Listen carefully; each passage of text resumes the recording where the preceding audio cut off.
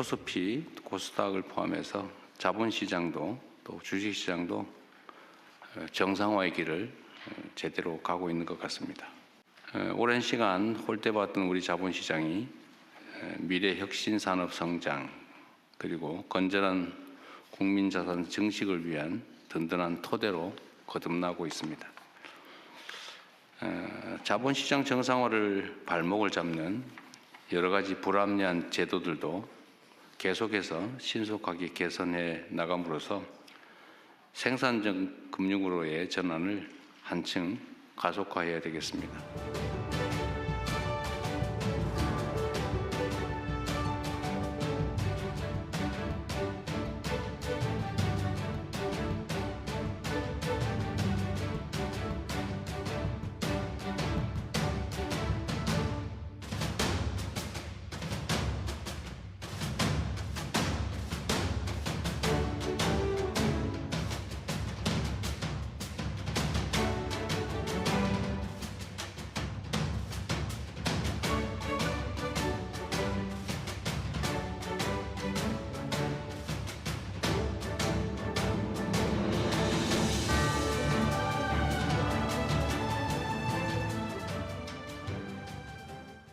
네, 코스피가 장중 5천을 돌파한 지 나흘 만인 26일 천스닥 시대가 열렸습니다.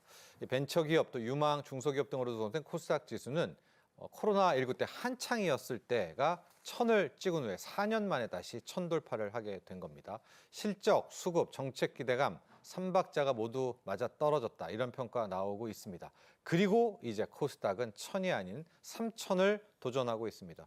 증시의 새 역사를 쓰게 될 코스닥 3천 시대 과연 가능할까요? 또 언제쯤 찾아오게 될까요? 우리의 필요한 노력은 무엇일까요? 자세하게 분석해 보도록 하죠. 허준영 서강대 경제학부 교수 모셨습니다. 안녕하십니까? 안녕하십니까. 자, 천스닥이 됐고요. 천스닥에 이어서 지금 1100스닥, 1200스닥을 향해 또 가고 있습니다. 먼저 코로나 때 막 에코프로 2차 전지 때 한번 갔다가 무너졌다가 지금 4년 만에 가고 있습니다. 천 재돌파의 의미 한번 살펴보고 갈까요? 1년 동안, 최근 1년 동안 코스피가 한 100% 올랐더라고요. 근데 그동안 코스닥은 한 50% 정도 올랐고요. 네. 어떻게 보면 코스피에 비해서 많이 안 오르고 있었고, 코스피가 오르는 것도 저희 뭐 반도체나 방산, 원전, 최근에 로봇까지 일부 부분만 막 오른다고 얘기가 많았는데, 어떻게 보면 조금 다른 부분, 조금 더 작은 기업들, 하지만 우리가 눈여겨보아야 될 바이오나 2차 전지, 재평가받고 있는 이런 기업들이 있는 부분에서 갖고 있는 부분이 코스닥이라고 한다면 이 부분이 다시 뜨거워지고 있다라는 것들은 우리가 반도체 다음에 먹거리가 무엇이냐라는 것들에 대한 생각까지도 조금 넓혀볼 수 있는 그런 의미까지 있을 것 같습니다. 정책 기대감은 어떻습니까? 저희가 이재명 정부 출범 이후에 코스닥 주의 표를 좀 준비를 했었는데 이재명 정부가 5,000피도 이야기를 했지만은 전반적인 그 주식 활성화 정책을 계속 피고 있지 않았었습니까? 네, 뭐 상법 개정이라던가 아니면 여러 가지 지배구조 개선 이슈들, 개인 투자자들에게 조금 더 유리한 환경을 만듦으로써 코리아 디스카운트 조금 없애겠다라는 부분이 이전에는 주로 코스피에 많이 작용을 했던 것 같은데 그런 것들의 기대감이 이젠 코스닥까지도 오고 있는 것 같고요. 당장 지금 여당에서는 3차 상법 개정을 빨리 하겠다라는 지금 입장을 가지고 있고요. 거기다가 더해서 사실은 이제 코스닥 같은 경우는 코스피에 비해서도 단타 매매 같은 것들의 비중이 굉장히 높았는데 정부에서는 이것들을 좀 더 중장기적으로 보유할 수 있는 인센티브 구조들을 만들어주겠다라는 것까지 지금 나오고 있는 상황입니다. 네. 앞서 얘기해 준 것처럼 작년 한 해 동안에는 이 코스닥 상승률이 한 47% 정도였었는데 이게 마치 시나리오 각본처럼 5,000피가 되고부터 폭등을 지금 하고 있거든요. 그러면서 1,000 돌파, 1,100 돌파가 좀 되고 있습니다. 원동력이 뭘까? 뭐 이런 힘이 뭘까? 지금 어떤 요인들 볼까요? 한 세 가지 정도로 뽑아볼 네. 수 있을 것 같은데요. 지금 하나는 첫 번째는 앵커께서 말씀해 주신 것처럼 상대적으로 최근에 고평가됐던 혹은 고평가라기보다는 빠르게 올랐던 코스피보다는 상대적으로 그동안 조금 주목을 받지 못했던 코스닥, 뭐 바이오 기업 같은 것도 있고 혁신 산업이 많이 들어가 있는 코스닥에 대해서 이 저평가됐을 때 들어가자 좀 유동성이 일로 옮겨가는 측면이 하나가 있는 것 같고요. 그리고 두 번째로는 정부의 정책인 것 같습니다. 코스닥 시장에 연기금 같은 기관 투자자들이 좀 들어가기 편하게 해주는, 그리고 기업들에 대해서도 이 코스닥에 있는 기업들의 앞으로 조금 더 이런 기업들이 수혜를 받을 수 있다라는 정책들, 그 정책들은 이따가 다시 말씀을 드리겠습니다. 이런 것들이 전반적으로 기대감을 좀 가지게 하는 것 같고요. 또 하나는 2차 전지인 것 같아요. 또 한편으로 2차 전지요? 네, 왜냐하면 한편으로는 아까 코로나 때 2차 전지가 뜨거워서 코스닥이 굉장히 뜨겁다가 다시 빠졌는데 한동안 2차 전지에 대해서 굉장히 너무 이게 캐즘이 심한 거 아니야라는 생각들을 많이 했었는데 최근 들어서는 우리나라가 또 피지컬 AI 관련된 로봇 산업 이런 것들에 대해서 주력 투자를 또 들어가면서 이것과 관련된 로봇에 들어가는 배터리들 결국 2차 전지가 다시 굉장히 중요해지는 섹터가 되는 것이 아니냐라는 것까지 아마 이제 코스닥이 굉장히 호재로 작용하는 것 같습니다. 그 세 가지 요인 중에서 두 번째 요인 보도록 하겠습니다. 정부의 코스닥 육성 대책인데요. 아마 지금 우리 국민들, 투자자들도 이런 생각을 좀 갖고 있는 것 같아요. 5,000P가 되겠어 하다가 5,000P가 되니까 3,000 스닥을 이야기하니까 3,000 스닥은 된다. 그런 좀 믿음이, 정책에 대한 신뢰가 좀 작용한 것 같거든요. 게다가 아직 코스닥 활성화 대책은 디테일한 건 안 나왔단 말입니다. 큰 것만 나왔고요. 맞습니다. 이런 정책 기대감이 상당 부분 좀 수급을 유인하는데 좀 모멘텀이 된 것 같죠? 네, 맞습니다. 향후를 바라볼 때 이 코스닥 벤처 펀드 같은 거, 이 펀드는 뭐냐면 벤처기업의 신주 15% 이상, 그리고 벤처기업이거나 혹은 벤처기업으로부터 해제된 후 7년 이내에 있는 코스닥 상장사 주식에 이 펀드의 총 자산 50% 이상 투자가 들어가는 그런 펀드라고 생각하시면 됩니다. 한마디로 벤처기업에 굉장히 특화된 그쪽을 타겟한 펀드라고 생각을 할 수 있는데요. 이 펀드에 대해서 향후에 세제 혜택 같은 것들을 조금 완화해 주겠다. 그래서 세부담을 줄여주겠다. 그래서 이쪽으로 좀 들어와서 오래 있어도 된다라는 시그널을 주고 있는 것도 있고요. 또 하나는 이제 벤처 투자 집합기구라는 것을 통해서 어떻게 보면 이 성장 가능성이 높은 벤처 투자 기업들에 대한 공모 펀드 같은 것도 조금 활성화하겠다. 결과적으로 코스닥 시장이 어떤 시장이냐라고 생각을 해보면 예전에는 벤처와 요즘에는 또 어떻게 보면 예전에는 좀 중소기업 중심의 시장이었다면 요즘은 벤처기업이 굉장히 많이 들어가 있는 시장이라고 한다면 이런 벤처기업의 성장성에 좀 더 오래 투자할 수 있는 정부의 정책들에 대한 기대감도 분명히 들어가 있는 것 같습니다. 네. 자, 지금 코스닥입니다. 당국에서는 3,000 스닥을 목표를 하고 있는데 1,000에서 2,000 갈 때는 100%가 올라야 되지만 2,000만 가면 2,000에서 3,000은 50%만 또 올라가면 된단 말입니다. 아마 이런 것들을 개인 투자가 기대를 하고 있는데요. 교수님, 보통 주식이라고 하면 실적, 수급, 정책인데 지금 코스닥을 놓고 보면 정책과 수급은 이 좋아도 너무 좋고 반면에 실적은 좀 모호하고 애매한 측면이 있는데 이 수급과 정책으로 3,000이 가능할지 또 가능하다면 언제쯤 될지도 한번 조심스럽게 볼까요? 저희가 3,000이 언제 연재하라고 생각을 한번 제가 해서 자료를 찾아보니까요. 네. 2000년 3월 10일 날 2,925까지 올라갔더라고요. 그러니까 네. 3,000 거의 턱 밑까지 갔던 적이 있습니다. 근데 네. 그 후로 사실 닷컴 버블 때잖아요. 네. 그래서 우리나라 그때 막 닷컴 들어간 회사들 이름만 닷컴 붙으면 다 코스닥에서 엄청나게 뜨거웠던 적이 있는데 이제 닷컴 버블이 꺼지면서 그게 이후로 떨어졌던 겁니다. 근데 그 이전에 1,000대에서 3,000대까지 갔던 에피소드가 한번 그때 있었으니까 네. 그때 얼마만큼 시간이 걸렸는지를 보니까 1,000대를 처음 돌파한 게 1999년 4월 14일이더라고요. 그리고 3,000대 근처까지 위협한 게 그 다음에 3월. 그렇게 생각해 보면 불과 1년도 안 되는 시간에 사실 1,000에서 3,000까지 갔던 경험이 있긴 합니다. 네. 근데 저희 코스닥이 코스피에 가지는 어떻게 보면 장점 중에 하나가 저희 비행기 있잖아요. 비행기도 가벼울수록 이륙이 쉽잖아요. 네. 코스닥이 어느 정도 시총이냐 하면 지금 한 600조 정도 됩니다. 삼성전자 자체만으로도 지금 시총이 한 거의 1,000조 가까이 되니까 삼성전자 시총이 거의 절반 조금 넘는 규모. 어떻게 보면 규모가 좀 작습니다. 그렇게 봤을 때는 이게 뜨기 시작하면 굉장히 가파르게 뜰 수 있다는 가능성도 있다라고 생각을 해보면 마치 2000년대 초반과 같이 1,000스닥을 넘어서 1,500, 2,000스닥을 넘는 일들이 생각보다 빠른 시간 안에 벌어질 수도 있지 않을까. 물론 그 이면에는 지금 말씀해 주신 것처럼 정책에 대한 기대감에 더해서 이 기업들이 사실은 향후에 대한 기대감이 있는 것 같아요. 로봇 산업 잘 되겠지. 하지만 그 기업들이 지금 돈을 벌고 있는 건 아니죠. 아니거든요. 그런 측면에서 이런 기대감들이 일부 현실화되는 실적들이 받쳐준다면 아마 3,000 스닥이 못 갈 미답의 고지는 아닌 것 같습니다. 자, 실적, 수급, 정책 기대감 중에서 일단 수급과 정책은 너무나 좋으니까 실적만 좀 해준다면 우리 코스닥 기업들이 우리 교수님께서도 3,000이 3,000 스닥이 꿈의 숫자는 아니다. 또 이렇게 이야기를 해 주셨는데 그중에서 그 수급 부분을 이야기를 하겠습니다. 지금 기관 투자자가 뭐 대한민국 역사상 이런 적이 있었나? 거의 매일 1조, 2조씩 지금 3일, 4일 연속씩 사고 있는데요. 이걸 가만히 놓고 보니까 이게 기관 자금이 아니라 개인의 코스닥 ETF 자금이었다. 지금 개인 투자자가 이렇게 코스닥 ETF를 많이 산 적이 있나요? 오늘도 지금 엄청 투자를 하고 계시네요. 네, 그러니까 지금 어제랑 그저께 이번 주 이틀 거래일 동안만 기관 투자자가 들어온 게 4.3조라는 겁니다. 그렇게 보면 엄청난 자금에다가 오늘도 지금 아까 말씀해 주신 네. 것처럼 1조가 넘게 들어오고 있는 그게 상황입니다. 개인 자금이죠. 개인 자금인데 이게 약간의 동전의 양면 같이 보이는 측면이 있는 것 같습니다. 그 ETF라는 것도 사실은 이게 시장을 추종하는 지수인데 시장에서 거래되기 때문에 문제가 두 가지 정도 생길 수 있습니다. 첫 번째로는 거래가 너무 안 되면 어떡하지라는 문제가 있을 수 있고 혹은 가격을 너무 높게 불러서 ETF 가격이 너무 고평가되도록 이 작전하는 세력이 있다면 어떡하지?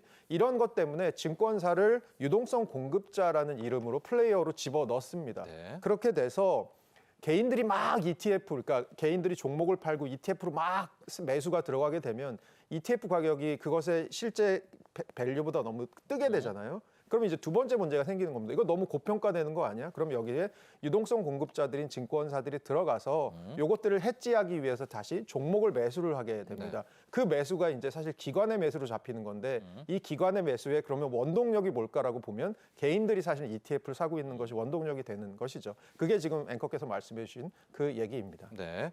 자, 일종의 델타 엣지. 개인이 이렇게 코스닥을 ETF로 접근하는 거에 대해서는 또 어떻게 생각하십니까? 그러니까 저는 개인적으로 이제 담이 되게 작은 사람이어서요. 네. 이게 ETF의 단점이 하나 있죠. 이게 종목을 샀을 때 올라가는 그 쾌감보다는 굉장히 답답합니다. 예. ETF는 뭐 한 2주에 확인해봐도 1% 올라가 있고, 이 종목, 이 지금 뭐 예를 들어서 굉장히 핫한 종목인데 이게 지금 왜 이렇게 안 올라가지? 이게 ETF의 단점일 수 있거든요. 근데 하지만 뭐 코스닥 같은 경우는 워낙 변동성이 그동안 컸던 그런 어떤 시장이기 때문에 ETF로 들어가는 것에 대해서 저는 굉장히 저 같으면 그렇게 들어가겠다 싶은. ETF를 하겠다. 네. 지금 개인이 잘하고 있다. 네, 좀 답답해도 그래도 코스닥은 ETF부터 돌다리를 좀 두들겨 보고 그 다음으로 가도 늦지 않지 않을까라고 보고 있습니다. 우리 허 교수님께서는 지금 답답한 ETF라고 이야기를 하셨지만 지금 코스닥 ETF는 전혀 답답하지가 네, 않거든요. 만에 하나 매일 우리 개인들이 1조씩 그 코스닥 ETF를 사고 그럼 이제 다시 그게 금융 투자가 코스닥을 사고 네. 이게 이제 한 2월, 3월, 2개월, 3개월 간다면은 이건 수급에 엄청난 거 아닙니까? 엄청난 거죠. 그러니까- 왜냐면 1위부터 20위를 계속 사니까. 네, 맞습니다. 그렇게 됐을 때는 사실은 굉장히 ETF만으로도 코스닥의 2차 스닥이 뭐 불가능한 숫자는 아닐 것 같아 보입니다. 예. 코스닥 내부 이야기를 좀 해보도록 하겠습니다. 우리 코스닥을 이렇게 놓고 보면 2차 전지도 이야기를 해주셨지만 2차 전지도 있지만 또 지금 바이오 비중이 가장 크고요. 여기에 반도체 소부장도 있고 로봇주들이 지금 한 섹터를 차지하게 되면서 이제 크게 네 가지 섹터들이 있는데 다 성장성이 큽니다. 이 중에 좀 치고 올라오는 게 로봇 같기도 하고요.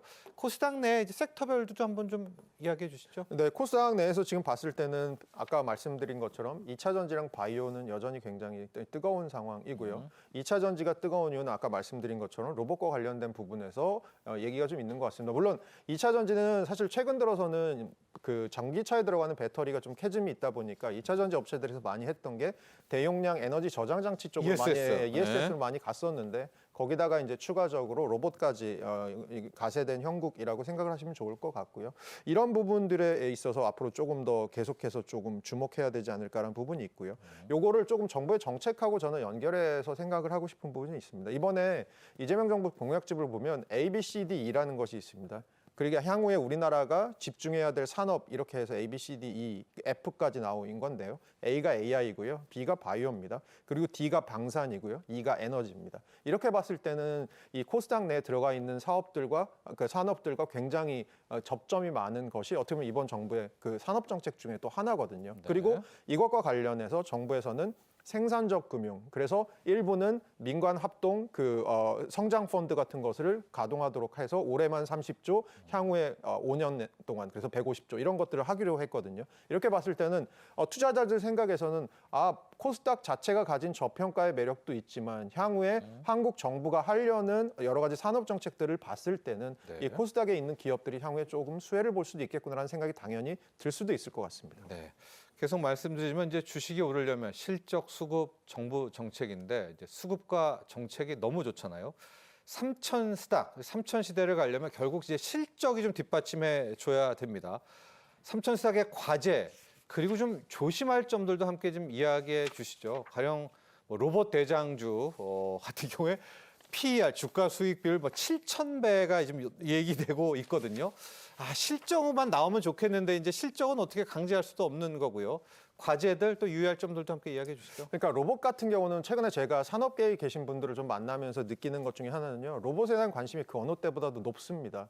그럼에도 불구하고 사실 로봇을 지금 산업에다 갖다 붙일 수 있는 당면한 역량이 지금 바로 되는 상황이냐라고 생각해 보면 여기에는 좀 시간이 걸릴 것 같다라는 생각들을 하고 있는 것 같습니다. 저희가 그리고 지금 하려는 로봇은 그냥 로봇이 아니고 사실은 AI를 갖다 붙여서 본인이 판단하고 움직일 수 있는 로봇이죠. 휴머노이드죠. 예, 휴머노이드지 않습니까? 그리고 거기다가 지금 이제 현대차도 그렇지만 아틀라스 관련해서 또 노조와도 풀어야 될 갈등 같은 것들도 있고요. 저희가 사실은 이 기술의 발전에 따라서 해결해야 될 문제들도 그만큼 많습니다. 그렇게 봤을 때는 단기적으로는 아까 말씀드린 것처럼 기대감에 의해서 걸어오는 것에 비해서는 기대감에 의해서 가는 장세일 수는 있지만 이것들이 저희 이제 과외를 아이를 시키는데 아이가 성적이 안 오르면 처음에는 그래도 아무 생각 없다가 나중에는 야, 성적 언제 오르는 거야? 과외비는 계속 들어간다. 이런 생각을 할 수 있잖아요. 네. 언제 시장도 이제 그런 생각을 할 수 있는 가능성이 있고요. 그런 부분들에 있어서는 지금의 고평가 국면들이 어떻게 보면 조금 빠르게 또 한 번 조정을 받을 수 있는 그런 것들도 좀 생각해 보실 필요는 있을 것 같아요. 유의점이 곧 과제입니다. 예, 이렇게 보도록 하고요. 정부의 노력으로 마감을 해보도록 하겠습니다.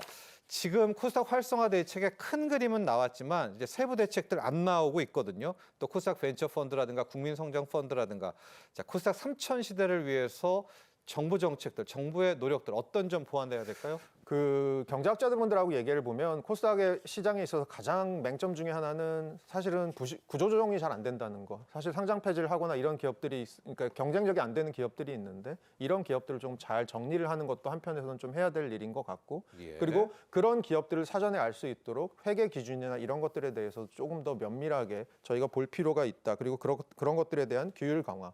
거기다가 중복 상장 같은 문제들도 코스닥 시장에서 좀 많이 발생됐던 문제여서 이것은 주주의 권리를 침해하는 문제이기 때문에 이런 것들에 대한 규율도 좀 강화하는 것 이런 것들이 아마 향후에 정부가 좀 해야 될 일들로 꼽고 있는 것 같습니다. 연기금 벤치마크도 좀 언급이 되고 있죠. 네, 예. 맞습니다. 연기금이 조금 더 자유롭게 들어갈 수 있게 해주는 것들도 아마 이 코스닥 시장에서도 벌어질 수 있을 것 같고요. 네. 최근 들어서 정부에서 이제 연기금 관련해서는 조금 국내 투자 비중을 좀 늘려야 된다라는 얘기들 나오고 있는 상황이라는 점도 염두에 두시면 좋을 것 같습니다. 자, 연기금의 벤치마크와 함께 또 연기금 정책들 아직 코스닥 활성화 대책이 나온 것은 아닙니다. 큰 그림만 나왔고 그것이 나왔을 때 또 한 번 더 투심을 자극할 수는 있겠다. 이런 전망도 해보죠.